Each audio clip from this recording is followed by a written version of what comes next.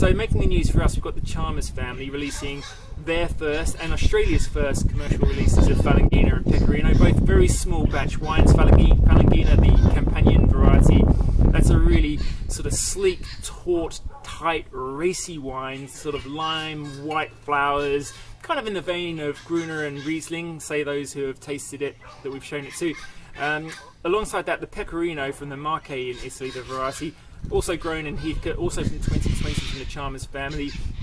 A lot bolder, a lot more body, more alcohol, but still with that lovely freshness to it, that drive. Max Allen this week put this Pecorino in his top 20 wines of 2020. Max, of course, also in the news himself. We should say congratulations, Max. His book Intoxicating being named Book of the Year in the Wine Communicators of Australia Awards, and Max also taking out the Best Feature Writer for his work in AFR. So well done, Max.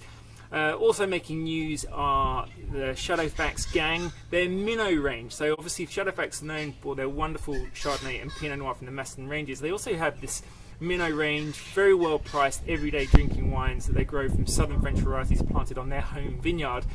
That range started with a red wine, bringing together things like Grenache, Carignan, Sanso, Mondeuse, Shiraz. So rather unusual for that part of Victoria. Pretty popular wine though. The Rosé followed that, similar kind of blend, a spicy, soft kind of rosé that people seem to really enjoy. Now we've just released the first Carignan, straight Carignan from them. It's a purple label, and that shows in a really purple fruited, slurpy, charming wine. Straight Carignan from 2019. They've also got a Roussanne actually in the range at the moment. That's from 2019 as well, and actually made the Halliday Top 100 Wines of the Year as well, that Minnow Roussanne. So that's a really good range to check out. Also making that Halliday Top 100 list for the first time was Champagne Labrière. Now this might be a new name to you. The Labrière family, more famous for owning the Jacques Prieur estate in Meursault in Burgundy. They also actually hail from Moulin à Vent, so very famous for these sort of Burgundian Beaujolais wines as well. But they also, at the end of the noughties, started a champagne project with a Grand Cru in Verzenay. The wine is exceptional. The first wines came from 2012 vintage. This is non-vintage. It's called Prologue, 70% Pinot Noir, 30% Chardonnay, based on the 2013 vintage, with base wines from 2012. Super wine. James Halliday loved it, put it in his top 100, so a great fizz for the Christmas period. Also in the news, Corymbia from the Swan Valley and Margaret River. They're two Swan Valley wines, the Tempranillo Malbec Cabernet Sauvignon blend and the Chenin Blanc, both scored really highly in Ray Jordan's West Australian Wine Guide 2021, which was released just recently. The Tempranillo, in fact, the number one Tempranillo in the book, the Chenin Blanc, the number one Chenin Blanc. They're both cracking wines, really worth getting behind the work that Jen and Rob Mann are doing over there at Corymbia. And also, in fact, that Chenin Blanc made the first ever list that Wine Advocates put together, the top 100 discoveries of the year. So this isn't the top scoring wines that they tasted, but these are the wines that their critics really found interesting, things that really turned them on to new varieties or new areas or new styles that were being done all over the world. And that Chenin Blanc making the list there, it really is a striking, gorgeous wine, a bit of a shapeshifter, a really good wine for almost any occasion. Also making that top 100 discoveries in Wine Advocate was GD Vira. They have this wine called the Claret JC Langhe Nebbiolo. It's made with a lot of whole bunches in a fresh, low tannin, super fruity, super fragrant drink wine. Stick it in the fridge and drink it over summer style. Claret JC Langhe Nebbiolo. It's a cracking wine.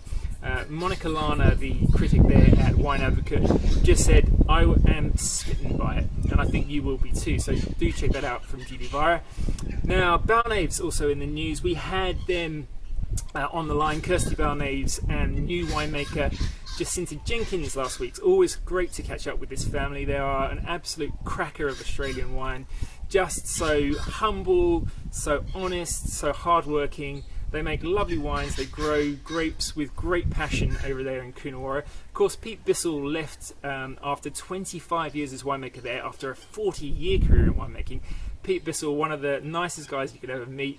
Such a consistent, steady, considered winemaker, a great mentor of many people. Lovely guy. So we're sorry to see him go, but it's great to welcome Jacinta Jenkins into the fold, or JJ she's known. She's doing great things already at Balnaves. They've rolled a heap of vintages actually recently, so you'll catch up on the 2016 Cabernet Sauvignon, which is looking fantastic, the newly released 2018 Shiraz, which is a really modern, fresh example of Shiraz, actually not what you'd expect from Coonawarra. It's a cracking drink though. And also the 2013 Tally, that's the top wine at the estate, the reserve Cabernet Sauvignon from the excellent 2013 vintage. So plenty happening at Balnaves. Great to see them on such good form. Now heading overseas again, we've got wines from Burgenland in Austria. This is of course the heartland of great red Australian wine. We've got a triumvirate of winemakers doing great things over there. We've got Rosé Schuster, we've got Roland Vellick at Moritz, we've got Gerhard Pittnau. This shipment actually really varied, based, as I said, on the red wines, I guess, but there's also great wines coming out of there as well. Rosé Schuster, we have a straight St. Laurent and a straight Blaufränkisch from him. He also makes a wine called Aus den Dörfern, which means from the villages. There's a white there, which is a mix of Grüner Veltliner with a bit of Gemischtes, that's so mixed plantings all co-fermented together. That's a lovely wine we've had before, but he's just released his first Aus den Dörfern red wine, which is a blend of St. Laurent, Zweigelt and Blaufränkisch, the three indigenous red grape varieties, world-class varieties, and that's a beautiful blend from 2019 from Hannes Schuster of Rosé Schuster. From Roland Vellick, he is basically the undisputed champion of the world when it comes to Blaufränkisch. We have his new 2018 Burgenland Blaufränkisch, as well as a white wine he calls Hausmarker. That's Grüner Veltliner with Chardonnay and Riesling from limestone soils there in Burgenland. Always a lovely, textured, gorgeous, chalky, salty mineral wine. I really love that wine. And he also makes, not many people know this, but a really high-end, top-level, single origin Grüner Veltliner as well. And we've just got the latest vintage of that.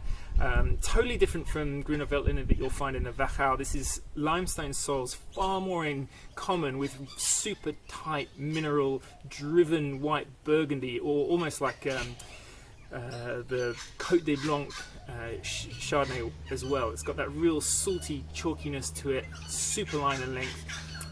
You wouldn't expect it from that part of the world, but that is great Grüner Veltliner from Roland Vellick at Moritz.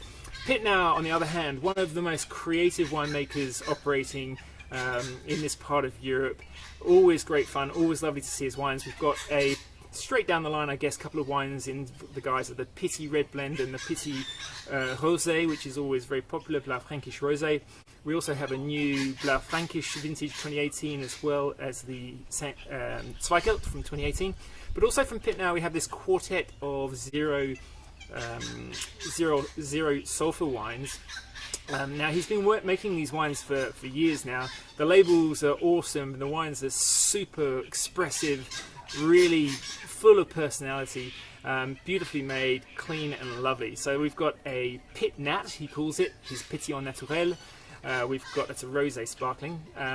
There's a Mash Pit, which is a more savoury, skinsy white wine, as well as Perfect Way, which is the more fragrant, slightly lighter touched, skinsy white wine. And there's also the Dogma Rosé from Blaufränkisch, all coming from Pittnau. And they will delight fans of this excellent winery over in Burgenland. We've got a few of the first wines to come from 2019 in Germany. Now you'll hear a lot of people talking about Germany as well as Austria in 2019. Great vintages for both those countries. So the first wines from Germany, of course, the entry level, I guess, Riesling wines. We've got Cabernet from Dr. Lozen. We've got Spätlese as well now from Dr. Lozen from Wählen Sonne.